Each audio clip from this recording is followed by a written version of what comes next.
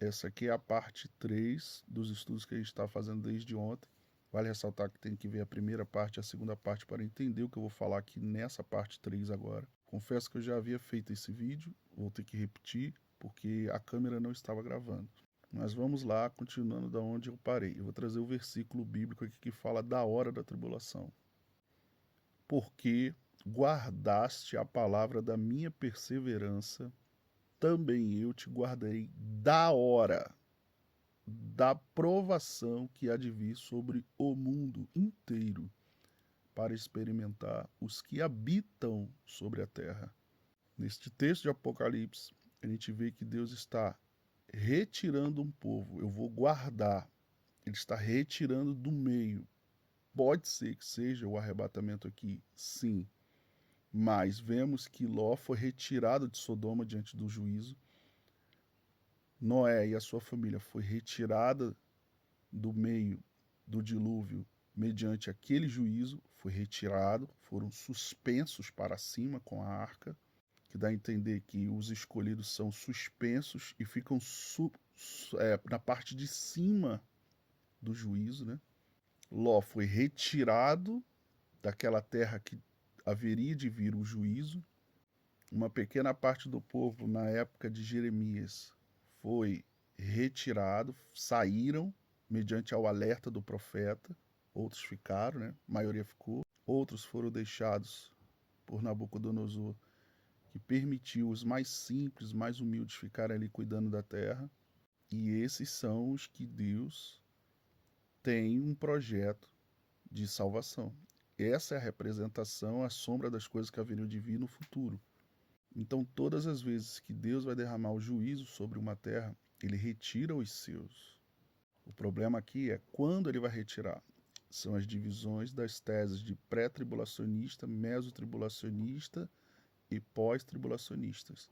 Que uns entendem que pré seria antes dos 7 anos, logo na virada da chave inicial do primeiro ano dos 7 anos, a igreja seria retirada. Já o mesotribulacionista, que é o que eu acredito mais, mas não descarta as outras hipóteses, porque tem texto bíblico para as três, e um grande estudioso, ele entende que existe base para as três, senão não existiam as três teses que seguem as religiões das mais variadas que existem. E o mesotribulacionista, ele entende assim, no meio dos 7 anos, quando completar os 3 anos e meio iniciais, que seria, como entendido, a tribulação, ali Deus vem e retira, porque será quebrado o acordo entre o falso Messias e o povo de Deus para que cesse o sacrifício, e a partir daqueles 3 anos e meio finais, dá início à grande tribulação. Por quê? Há uma quebra de adoração, e ele só quer que a adoração seja destinada para ele, o anti-Messias.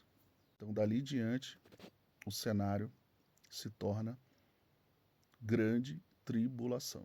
E tem gente que entende, que é o pós-tribulacionista, que passará de todas essas fases, que a igreja passa por todas as fases até o final.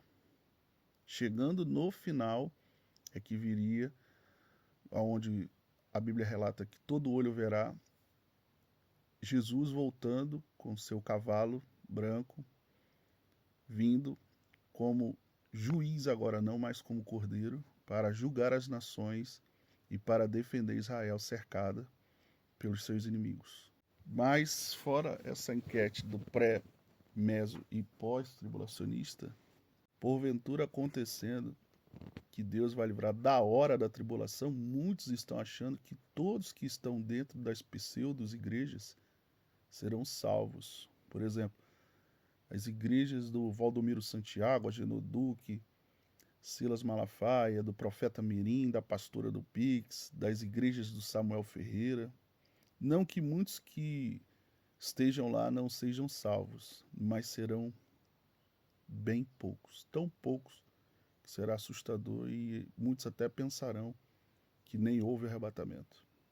E ninguém vai entender nada. Sabe por quê? A maioria deles está lá por causa do homem, por causa do poder terreno que conseguiram acumular por causa da riqueza e a prosperidade que ostentam com os dízimos e as ofertas de um povo que almeja a mesma prosperidade que o pastor tem. Só que esse povo não será salvo, porque prefere entregar o dízimo para sustentar esses cães gulosos do que socorrer um vizinho necessitado, ignorando até o que Deus realmente pede. Mas essas pessoas que estão na igreja dão palco para maluco dançar. Eles só pregam porque tem público. O interesse de pessoas que frequentam essas igrejas é de que Deus vai me abençoar na área financeira. E esses falsos profetas que estão descritos também na Bíblia, vendo essa ganância, vendem a falsa promessa de que você,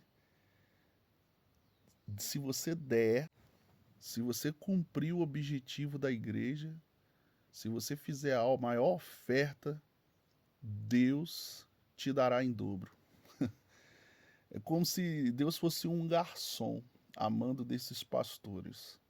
Porque eles acham que agradando esses líderes, eles vão conseguir obter a bênção, porque esses líderes vão determinar, decretar a vitória na vida deles, e Deus é o garçom que vai entregar essa vitória de mão beijada, de bandeja de ouro para eles.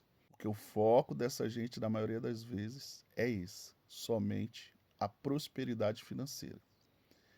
E é isso que acontece. A grande maioria está focada na ganância material, pagando R$ 300 no ingresso para idolatrar a pregadora que grita mais do que um megafone, desfila com bolsa da Gucci, cinto da Louis Vuitton de R$ 2.000. E o cenário profético mundial está em pleno andamento. E o foco no dinheiro está cegando as pessoas para a verdadeira preparação. O alerta profético e tecnológico. É nesse ponto que a cegueira pelo materialismo se torna ainda mais perigosa.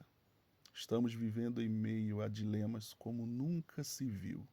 A Agenda 2030, o dinheiro digital, a renda básica universal, a busca desenfreada por terras raras para sustentar a inteligência artificial em seus níveis e até a máxima inteligência artificial geral. Inteligência artificial essa que muitos teólogos até interpretam que ela seria o próprio anticristo, prestes a ser ativado. Robôs estão se tornando mais comuns. A previsão é de que Elon Musk vai produzir mais robôs do que pessoas existem no planeta. Se existem 8 bilhões, ele quer produzir 8 a 9 bilhões de robôs. Isso daí vai acabar com as profissões para os seres humanos. Que robô não pede férias, não fica mal, não se sente mal, não pede 13º e não fica doente, né? Não reclama de nada e pode trabalhar 24 horas por dia porque não tem tendinite, não tem problema, não tem artrite, artrose, não tem nada. Então, uma empresa não vai preferir um ser humano que dá muito mais trabalho. Tá, mas como olhar para tudo isso com viés ideológico, bíblico e profético? Como saber o que se encaixa nas profecias e o que não se encaixa? OVNIs e a tecnologia de Deus. OVNIs e a tecnologia de Deus. O assunto do momento é a 13 Atlas, que diante dos observatórios espalhados pelo mundo, não dá mais para censurar. O 13 Atlas foi visto com mais de 70 OVNIs ao seu redor. Diante disso, temos a primeira-ministra da Inglaterra, diante disso, temos a primeira-ministra da Dinamarca alegando ser atacada por invasões de objetos não identificados. A primeira-ministra da Dinamarca faz um discurso alarmista, em concomitância com isso, são convocados 800 generais de todas as partes do mundo, em meio à operação, independente do que eles estejam fazendo. Foram chamados emergencialmente para o Pentágono. Poderia acontecer uma interferência de Deus através das carruagens de fogo, as tais carruagens de fogo, ou uma inteligência de uma vida alheia, qual Deus permitiu existir, criou, para que interferisse